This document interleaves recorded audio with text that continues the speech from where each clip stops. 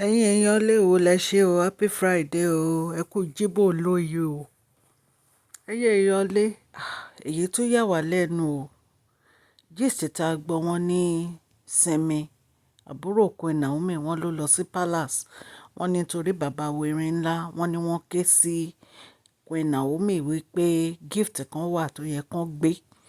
nígbà tí wọ́n ṣe thanksgiving tán wọ́n ní Simi dẹ̀ lọ sí inú palace láti lọ bá wọn gba gift yẹn nǹkan tó wá jọ wá lójú òun ni wípé ńgbà tí Simi dé palace bàbá wẹ̀rin láti ń retí Simi kó wá gbé gift wọ́n ní ṣe ni àǹtí wa fashion ṣe ni ó lọ gbé mọ́tò ẹ̀ wọ́n ló ti rí Simi ní ibi gate wọ́n ló wá gbé mọ́tò ẹ̀ wọ́n ló wá lọ double cross Simi wọ́n ló wá ń sọ fún Simi pé níbo ló rè pò ń lọ ipe ṣé wọ́n tún ti bẹ̀rẹ̀ láti máa wá sínú palace ipe kò sí nǹkan tó jọ bẹ́ẹ̀ àfi kó má jó òótọ́ ló ṣẹlẹ̀ àfi kó má jó òótọ́ because tó bá jó òótọ́ ló ṣẹlẹ̀ ìwọ gan wàá gbóòórùn ààrẹ wọ́n ní Simi wá ń sọ fún yín pé kí ni gbogbo nǹkan tó ń ṣe yìí ipe ṣé òun wá ẹ wá nú palace ni kábíyèsí wọ́n mọ̀ ẹ́ pé òun bọ̀ nínú palace kí ni tiẹ̀ láti wá dènà de o wọ́n ní ó ní kò lè jáde kò lè kọjá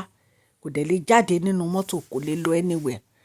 wọ́n ní bí Simi ṣe sọ̀kalẹ̀ nìyẹn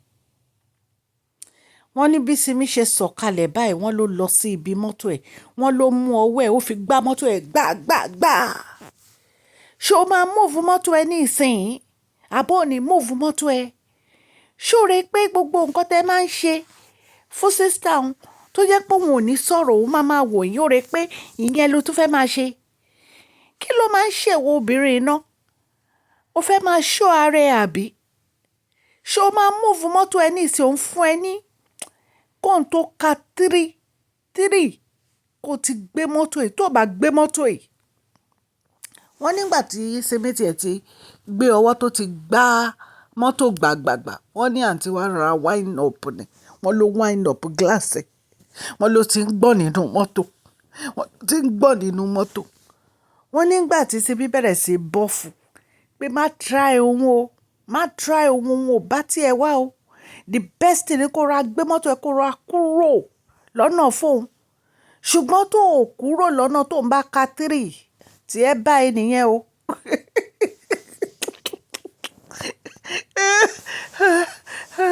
àṣà àti wo ò tiẹ̀ lé wọ́n ní bá ń tí wàá ṣe kùrù kẹ́rẹ́ nìyẹn tó wọ́wọ́ tó ẹ̀ kúrò lọ́nà wọ́n ní bá tí wàá ṣe bó ṣe kúrò lọ́nà nìyẹn o ẹ̀yin èèyàn lé ẹ̀rí pọ́ fọ́ọ̀nì wọ́n ní wọ́n ní bí Simi ṣàṣe lọ nìyẹn tó lọ rí kábíyèsí wọ́n nígbà tí bàbá wẹ̀rin ńlá gbọ́ bàbá wẹ̀rin ńlá ní kí ló máa ń ṣe ẹ́ ná àwọn ní kéèyàn wá sínú palace ìwọ gbé mọ́tò lọ dènà dè ṣé o rẹ pé tí Simi bá dá sílẹ̀ fún ẹ o rẹ pé o lè mú ni ipe wáì tó máa ń disrespect ara ẹ ipe kí ló máa ń ṣe ẹ́ ṣé afẹ́sẹ́ pé òun jealous ni àbí kí la fẹ́ lòun ṣe àbí ìwọ ló máa sọ àwọn tó máa wá sínú palace àwọn wọn nínú bí kábíyèsí gan wọn ní kábíyèsí sọ fún yín pé láyéláyé ẹ kó má tó try nǹkan tó try mọ́ ìpè báwo làwọn á ṣe ní kéèyàn wá sínú palace tó máa lọ dúró sọ́nà tó máa ní kò lè wọlé ṣé wọ́n ló ní palace ni wọ́n láǹtí wa wọ́n ní kò lè sọ̀rọ̀ wọ́n ló wá ń wò ó ń wò ọlọ́run àfi kọ́ lọ ṣàánú wa. ìjà kí ló ń jà mo fẹ́ mọ ìjà tó ń jà ìjà yìí pé àbúrò ìyàwó kábíyèsí wá sínú palace ó lọ dènà dè kí ni ìdí tó fi máa lọ dènà dè àbúrò Queen Naomi pé wọn ò lè wọnú palace kí ni ìdí gangan ṣé ìwọ ló ní palace ni nǹkan tó ṣe yẹn ò dáa nǹkan tó ṣe yẹn ó kù díẹ̀ káàtó èèyàn kì í behave báyẹn ìyàwó ọba aládé ni ẹ ó yẹ kó fi ara ẹ sí àpò ọ̀wọ̀ ni kó fi ọjọ́ wo lórí Dr. Elizabeth kó máa bá yín ṣe rádaràdá tẹ̀ ń ṣe gbogbo àwọn ibi tẹ́ ń lọ Dr. Elizabeth tó ń tẹ̀lé yín lọ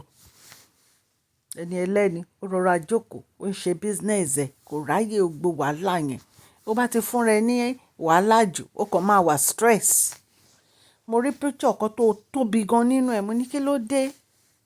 ìyàwó kábíyèsí ni ẹ̀ ó yẹ kó o ṣe maintain statue ẹ̀ àmọ́ ẹ pé ó bímọ o but at least you need to be working ẹ̀yin èèyàn lé èyí tá à ń tiwa fashion ṣe yìí kò dáa rárá wọ́n nínú bí bàbá wo Erin ńlá gan pé láyéláyé ẹ̀ kó má tún bá wọn try nǹkan tó bá wọn try kábíyèsí máa ń dákẹ́ ẹ̀dẹ̀ tí fi ò pé nǹkan tó bá wù yín lẹ lè máa ṣe nítorí pé wọn kì í sọ̀rọ̀ ṣùgbọ́n ẹ mọ̀ pé ọjọ́ kan tí wọ́n bá sọ̀rọ̀ báyìí ẹ̀yin gan ò ní láìka ara yín ẹ̀yin ará ilé èyí tá a tún gbọ́ nìyẹn tán là ń tiwa fashion ṣe o wọ́n náà lọ dènà dé Simi pé Simi ò gbúdọ̀ wọnú palace wọ́n nígbà tí yẹn tó jẹ́wọ́ ọmọkọ fún àǹtí wa fashion wọ́n láǹtí wa fashion ń gbọ́n nínú mọ́tò ni so ẹ rè pé even gan Queen Naomi ẹ rè pé bí Queen Naomi ò ṣe ń sọ̀rọ̀ yẹn ó lè lọ attack Queen Naomi wàá jẹyàn ẹ̀ ṣù bí a ṣe gbọ́ nìyẹn wà lẹ́jìlì omi ò bá kábíyèsí gbénu palace o ọlọ́run elédùmarè á wà pẹ̀lú gbogbo yín o gbogbo ẹ̀yin tẹ̀ ń ṣe ọjọ́ ìbí lẹ́nìí mo kí yín happy birthday long life and prosperity ẹ̀mí yín á ṣe púpọ̀ ọdún láyé o gbogbo nǹkan tẹ́ bá ń fẹ́ nínú ọdún tẹ̀ ń ṣe lọ́lọ́run máa ṣe fún yín orúkọ mi ní Máṣọ́lá Yorùbá ni mò ń sọ lórí ìkànnì ìyá ń sọ nítorí pé àfẹ́gbàgbé àṣà àti èdè wa a dẹ̀ tún sọ fún àǹfààní àwọn tí wọn ò gbọ́ Gẹ̀ẹ́sì ẹ̀yin èèyàn létẹ́bà tí subscribe ẹ tẹ notification bell yín kẹ́ subscribe so that a bá ti post any gist ẹ máa rí ókè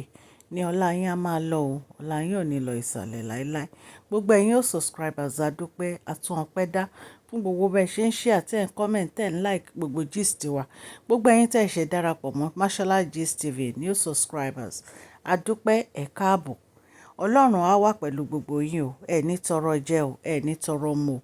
ẹni ẹlẹ́ni ò ní gbà ṣe yín ṣe o ẹ má gbàgbé kẹ́ fún fídíò yìí ní thumbs up o please share this video like and subscribe God bless you all Mashola Gist TV ń kí yín.